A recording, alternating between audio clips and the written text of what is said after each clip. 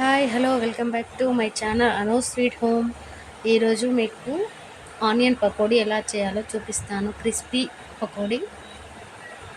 ముందుగా ఆనియన్స్ ఇలా సన్నగా కట్ చేసుకోవాలి. కొంచెం ఎక్కువే పడతాయి ఆనియన్స్.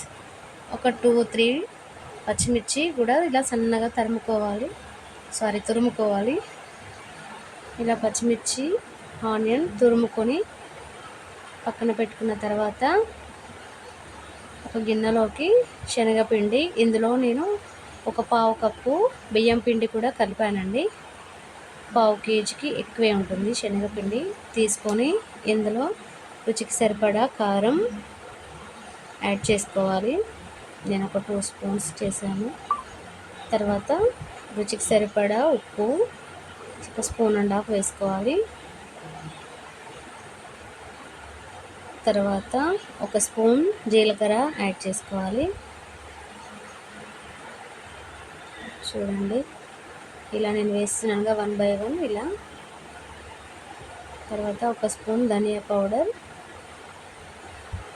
ఒక గుప్పెడు కరివేపాకులు కూడా వాష్ చేసుకొని వేసుకోవాలి.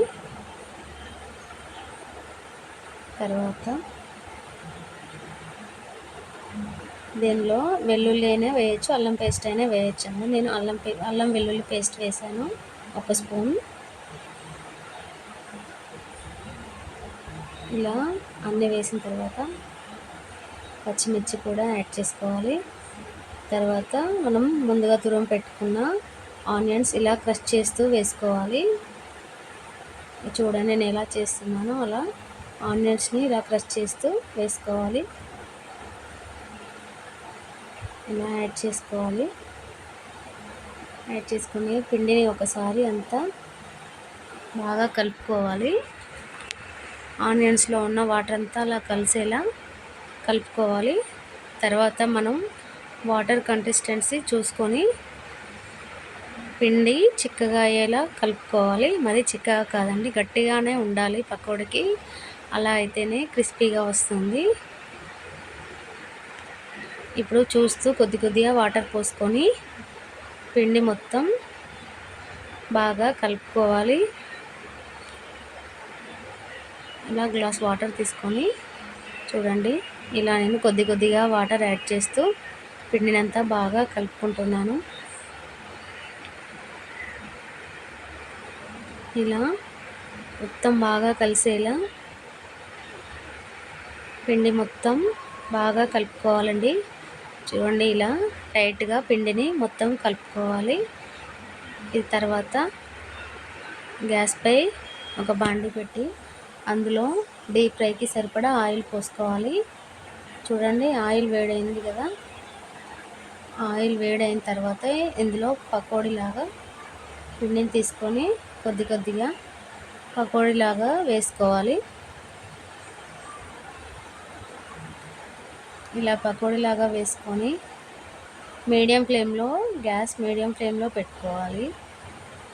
ఈ మీడియం ఫ్లేమ్లో పెట్టుకున్నాక ఈ పకోడీని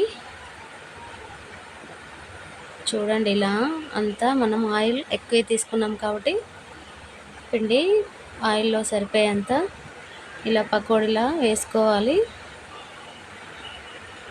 చూడండి, ఫ్రై అవుతుంది కదా పకోడీ. ఆనియన్ పకోడీ చాలా టేస్టీగా ఉంటుందండి. అండ్ ఈజీ ప్రాసెస్ కూడా, త్వరగా అవుతుంది. చూడండి, ఇలా ఒకసారి మధ్యలో ఇలా తిప్పేసుకోవాలి పకోడీని. చూడండి ఎంత క్రిస్పీగా కనిపిస్తున్నాయో. శనగపిండిలో మనం బియ్యం పిండి కలుపుతాం కాబట్టి కొద్దిగా పకోడీ క్రిస్పీగా వస్తుంది. కాబట్టి అది రైస్ ఫ్లోర్ తప్పకుండా కొద్దిగా కలపాలి.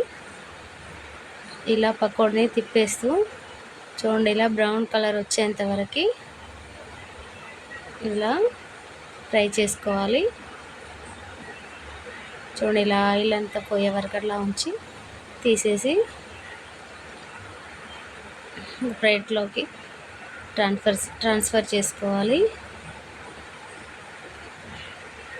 చూడండి ఎంత బాగా కనిపిస్తుందో పకోడీ. చూస్తేనే నోరూరుతుంది కదా.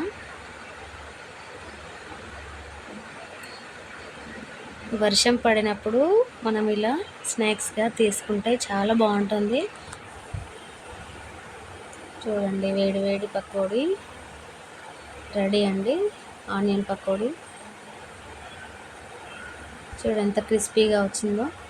అలా పక్కకి ఆనియన్ తీసుకొని పకోడీతో తింటే ఆహా, ఆ టేస్టే వేరండి.